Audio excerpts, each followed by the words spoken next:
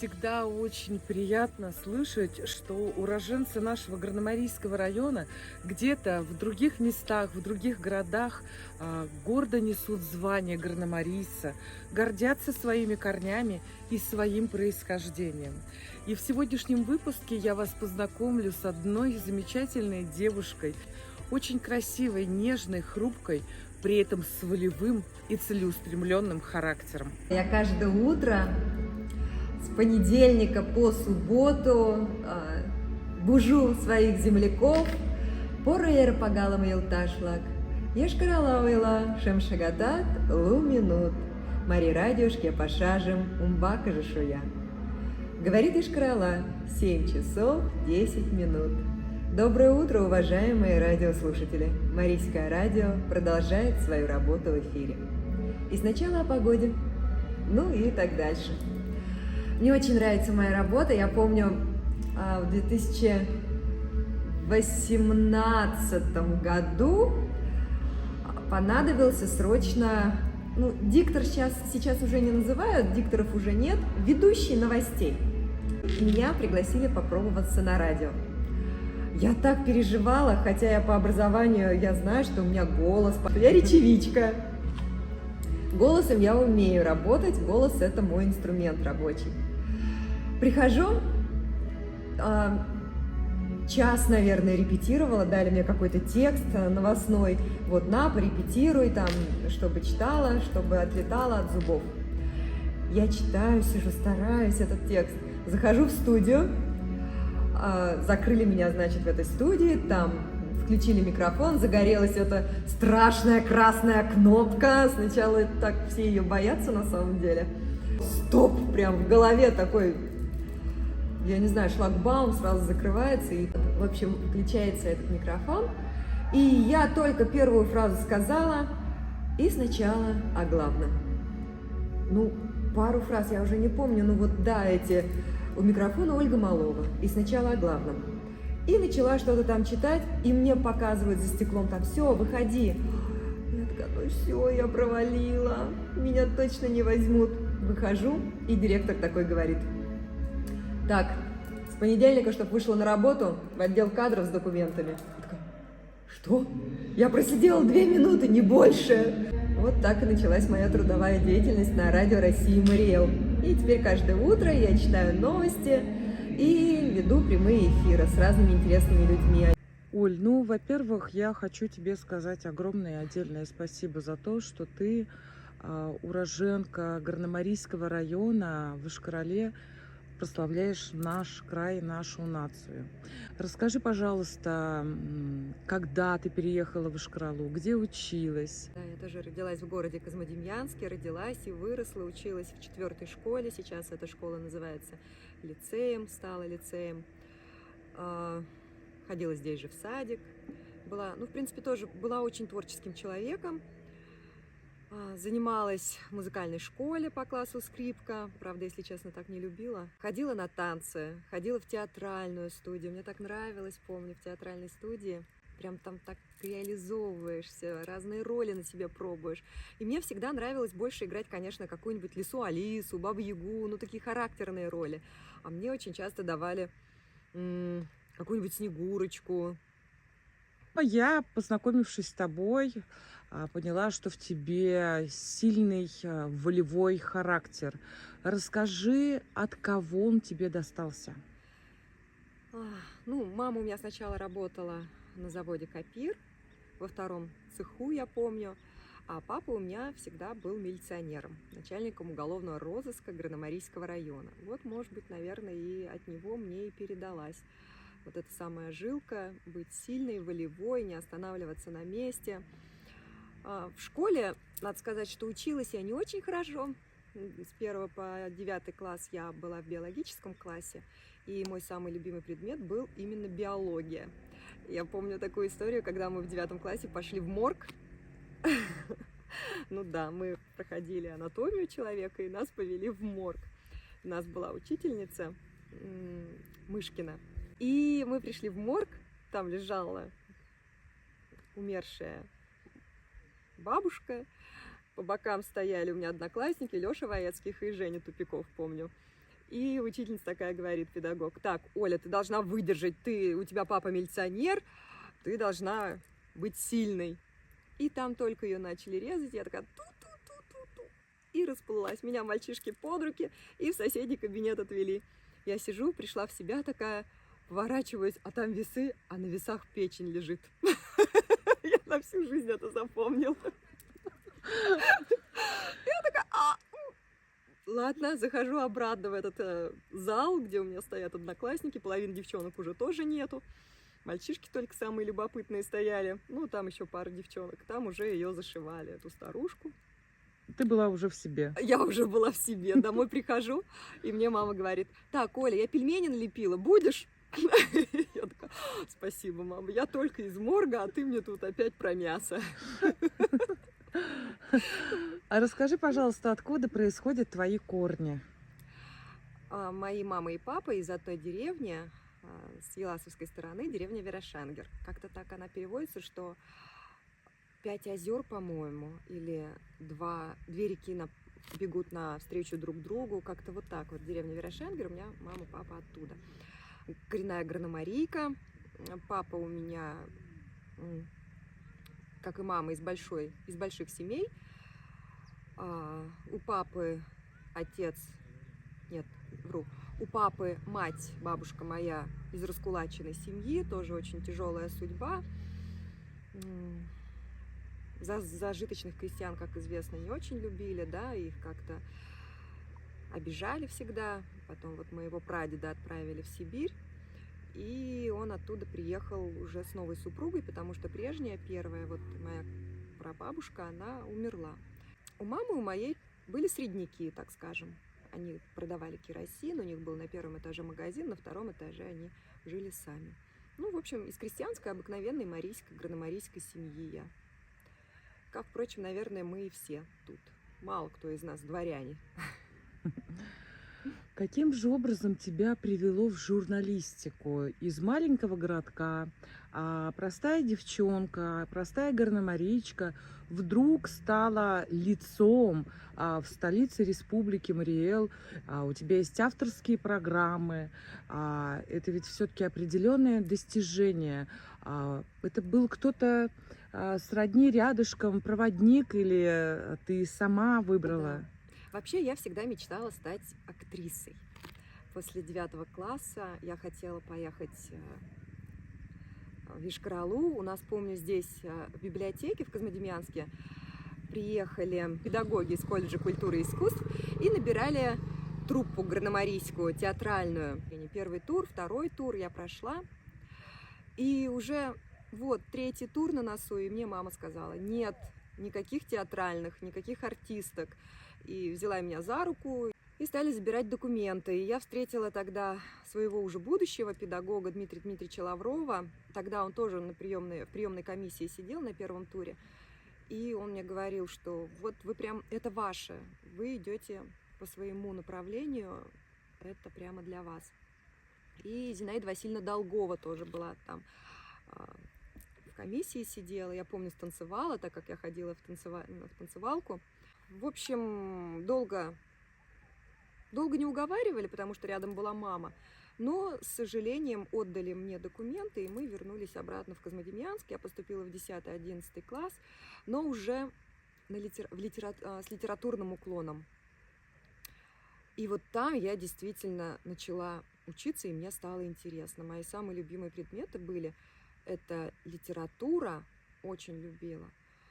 С русским у меня всегда была напряженка, но мне нравилось. Тамара Петровна у меня была учительница, до сих пор ее очень люблю, даже созваниваемся иногда по работе. Очень часто она мне звонит и говорит: Оля, а вот тут ударение, обрати, пожалуйста, внимание. Или 11 классов я закончила и все-таки пошла поступать в колледж культуры и искусств. В Москву я, если честно, побоялась. Не знаю, почему я такая была трусиха, вот неуверенная в себе, хотя всегда была уверенной девчонкой в себе. Даже где-то, может быть, слишком перебор, но в то же время и трусихой. Если бы не была таким трусом, может быть, даже большего достигла. Может быть, вообще может быть, и ничего. А может быть, и ничего, да. Может быть, настолько пообломала, да, себе крылья. Да. И забила бы, извини, конечно, за это слово, Да. за жаргон, но, может быть, вообще бы не стала бы тем, кем я сейчас и являюсь. Поступила на эстрадное отделение после 11 класса, потому что в театральное набирали, русской труппы не было, гардемарийской тоже не было, потому что, я хоть и гардемарийка, да, но могла бы выучить свой язык, да, я его понимаю, прекрасно понимаю, так же, как и по-русски, со мной на марийском заговори, я слово в слово все пойму, но говорить, к сожалению, я не умею, как иностранка, смешить людей, разве что. Вот, поступила на эстрадное отделение, набиралась тогда труппа, тогда луговая, лугомарийская, театральная, и поэтому на эстрадное поступила на артиста музыкально-речевого жанра, педагог сценической речи. Вот так у меня сейчас в дипломе записано от колледжа культуры и искусств. Вот, отучилась я там 4 года, хотя на 2-м курсе я хотела перейти на театральное отделение, потому что Дмитрий Дмитриевич Лавров набирал уже курс русскоязычных. И я тоже 2 тура прошла, психолога прошла, 1-й, 2-й туры прошла, и на 3-м туре ко мне Лавров Дмитрий Дмитриевич подходит и говорит: Оля, ты, пожалуйста, не обижайся, но вот ко мне подходил твой педагог Валерий Дмитриевич Кульшетов, когда он узнал, что ты уходишь с эстрадного на театральное, он мне так, мягко говоря, пальчиком погрозил и сказал, в общем, чтоб я тебя не брал. И мне было так обидно. А я на 1-м курсе у Дмитрия Дмитриевича Лаврова играла в его дипломном спектакле вместе с выпускниками, 4-курсниками. По-моему, спектакль назывался «Удивительная профессия». Как-то так. Я уже не помню, много лет прошло. И я так гордилась собой, что я, первокурсница, играю с ребятами, выпускниками в дипломном спектакле. Думаю, точно, все, Дмитрий Дмитриевич, Дим Димыч его называли, точно меня возьмет к себе на курс. Я была уверена на 100%. Он ко мне подошел и сказал: не переживай, эстрадное отделение тоже хорошо, ты еще будешь играть в спектаклях, у тебя вся жизнь впереди. И его, помню, слова были: ты как хороший алмаз, который нужно обтесать, и нужна достойная оправа, огранка. И его тоже помню слова: запомни, пока я к тебе придираюсь, это уже потом, позже, в течение... Он у меня все равно вел предмет мастерство актера и сценическую речь. Он говорил: вот пока я к тебе придираюсь, пока я тебя ругаю, пока я тебя луплю, так по плечу или там подзатыльник я вообще не обижалась, мне было наоборот как-то приятно. В хорошем смысле этого слова. Он говорил: пока я на тебя кричу, пока я тебя ругаю, значит, ты мне не безразлична. Вот как только ты не услышишь от меня ни одного замечания, значит, мне на тебя все равно, ты мне уже не интересна, и мне с тобой не хочется больше работать. И он, слава богу, все 4 года меня ругал и хаял. По технике речи у меня был педагог тоже, царство им обоим уже небесного, Гришин Гришин Виктор Семенович, актер драматического театра имени Константинова. Он там раньше служил, всю жизнь, по-моему, он там служил. Тоже такой интересный дядька. Стоишь, например, я помню, читаешь монолог Олеси Куприна. Я читаю, такая вся, стараюсь, а он вокруг тебя ходит, как лис ходит, бац, тебя по плечу. Ты от неожиданности отлетаешь к стенке, и он такой: все, малого, иди 2. Почему? Нет опоры в ногах. Вот найдешь опору в ногах, как бы мне самой туда не упасть. Заговорили, да, про опору. Ага. Вот найдешь, говорит, опору в ногах и приходи, вот тогда поговорим. Пока тебя критикуют, значит, есть куда расти. Вот тоже один из моих девизов: пока тебя критикуют, значит, есть куда расти. А потом поехала в Петербург. В Санкт-Петербурге поступила на театральное, но отучилась всего лишь полгода. Сбежала я из Санкт-Петербурга, в общем, честно говоря. Мне что-то так, не зашло, не мой город. Не твой. Не мой город. Я уехала, сбежала, обратно вернулась в Ишкар-Олу, работала. Все в основном, конечно, в творчестве работала. Концерты вела разные, в 30-ки, конкурсы, фестивали. ТНТ, вот на канале ТНТ вела. Больше там голосом, конечно, работала. Телеафиши озвучивала, «Ищу хозяина» озвучивала и занималась промо и пиаром. Вообще я никогда не думала, что я буду журналистом. С театральной деятельностью у меня как-то не пошло. Не знаю, почему я не пошла служить в театр. Вот сама не понимаю. Как-то вот не повела меня туда моя тропа жизни. И, в общем, звонит однажды один знакомый, Миша Павлов. и говорит: вот, Оль, мне посоветовали тебя как интересную личность, у меня есть новый проект, я хочу там ходить, приставать к людям, мне сказали, что ты без комплексов, безбашенная, и тебе легко подходить к людям, с ними знакомиться.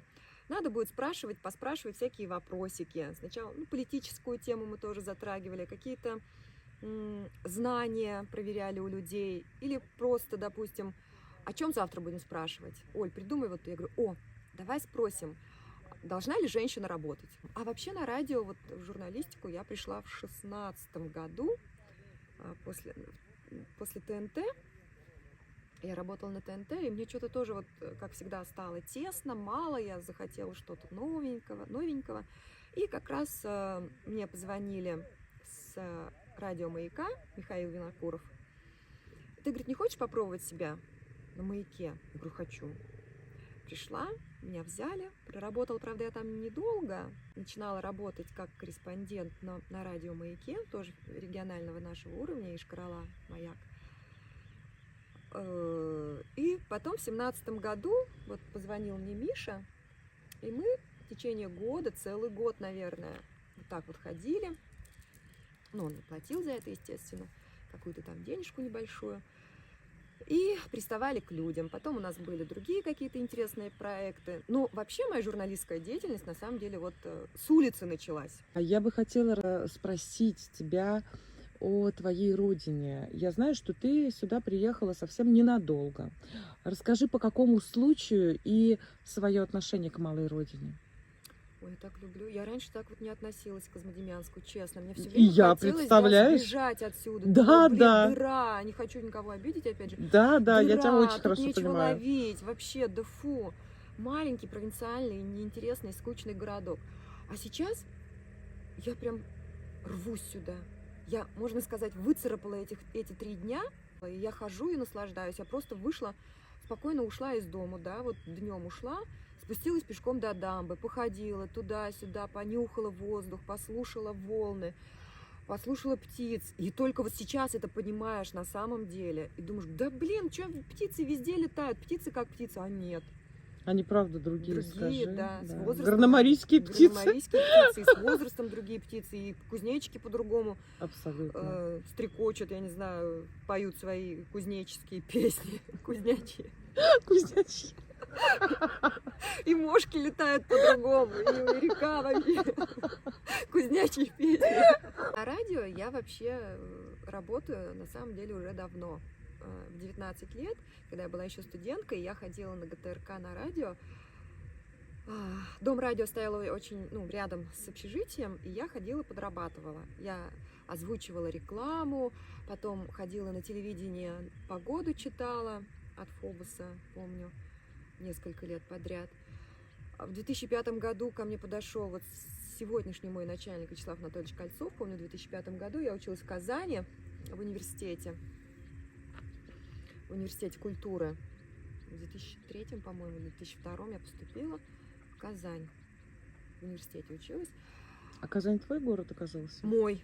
Мне так понравилась Казань. Вообще, я там не заблужусь. Тогда, когда училась, вообще, где бы я ни оказалась, я всегда домой, как собака или кошка, дорогу бы нашла в любом случае. Там, где я снимала койку-место, снимала квартиру, в любом случае я бы дошла. С девчонками гуляли, с однокурсниками, однокурсницами, да, это, конечно же, после окончания сессий мой город. И люди там хорошие, прям по мне. И город, и запах города. Мой был город. Не как Питер. Мне понравилось в Казани учиться и жить. Вот. В 2005 году, я помню, ко мне Кольцов подошел и сказал: Оля, нам нужен диктор. Вчера, сегодня, завтра вести новости. Но новости выходят в 6 утра. И надо читать в прямом эфире каждый день. В 6 утра и в 18:00. 2 раза в день. Сможешь? А я же молодая, амбициозная. Я все смогу. Я все умею, все смогу. И вот просыпалась каждое утро в 4, пока доберешься, 5:30 придешь, порепетируешь, прочитаешь. Тогда еще, помню, листочки были такие, не как сейчас на белом листе, да, и черными буквами печатными написано. А я помню, были эти желтые листочки, такие, я не знаю, папирус какой-то. Тоже был такой случай. Про погоду. мой напарник на марийском языке читает, значит, что берите зонтики, будет пасмурная погода, будет дождь. Я тогда марийский язык не понимала, луговой, сейчас я уже понимаю, спустя столько лет. А я читаю: завтра будет светло и солнечно, плюс столько-то, столько-то. Начальник тоже спускается. Я, говорит, не понял, что, говорит, для марийцев дождь идет, для русских солнце светит. Почему, говорит, такая несостыковка-то? Ну, я вижу, что ты абсолютно органична и счастлива в своей профессии. Да, мне очень нравится. Потому что видно, что человек горит своим делом, с любовью относишься, и нет ощущения работы вообще. Я с тобой общаюсь второй день, и мало того, что ты профессионал своего дела, при этом ты еще и мать 3 детей. И мне бы, конечно, хотелось, чтобы ты сказала какие-то слова своему народу. Я всегда говорю. Сейчас очень модно об этом говорить, о патриотизме, да? Но на самом деле надо быть патриотом. В хорошем смысле этого слова. Любить свою малую родину. Не стесняться своей национальности. Я помню, были времена, когда мы все стеснялись, что мы марийцы, да? Да. И стеснялись говорить на марийском языке. Ну, я не умела никогда, конечно, к сожалению, говорить на марийском языке, но если в автобусе кто-то заговорит на марийском языке, мы старались как-то от этих людей отойти, да, мы их не знаем. И никогда не надо стесняться, кто ты. Кем бы ты ни был, главное, чтобы был человек хороший. Оля Малова умеет плакать? Ой, в последнее время, да. Мне мама всегда говорила, что твоя лучшая подружка, если хочешь пореветь, это подушка. Никогда не показывай своих слез, никогда не радуй людей своими слезами. А сейчас, да, я стала плакать и перестала бояться, перестала стесняться слез. Я могу запросто заплакать. Я могу запросто заплакать на работе от какой-нибудь сентиментальной, грустной истории. Плакать на самом деле надо. Не надо никогда держать в себе слезы. Душа все-таки должна выплакаться. Как тебе родная национальная музыка в ресторане? Я вообще люблю ее. Я вот тоже под очень это люблю. танцевать. Я тоже люблю. Судьбы ужасным приговором твоя любовь для ней была, и незаслуженным позором на жизнь ее она легла. Но почему-то всегда именно так получается, что мы губим тех, кого мы любим. Как бы это пафосно ни звучало, увы. Мы горномари, мы дети, потомки любимой земли. Мы горномари, поверьте, что краше земли не найти. Берега, луга, бескрайние наши просторы, правый берег целует река, там, где чайки шумят над волной.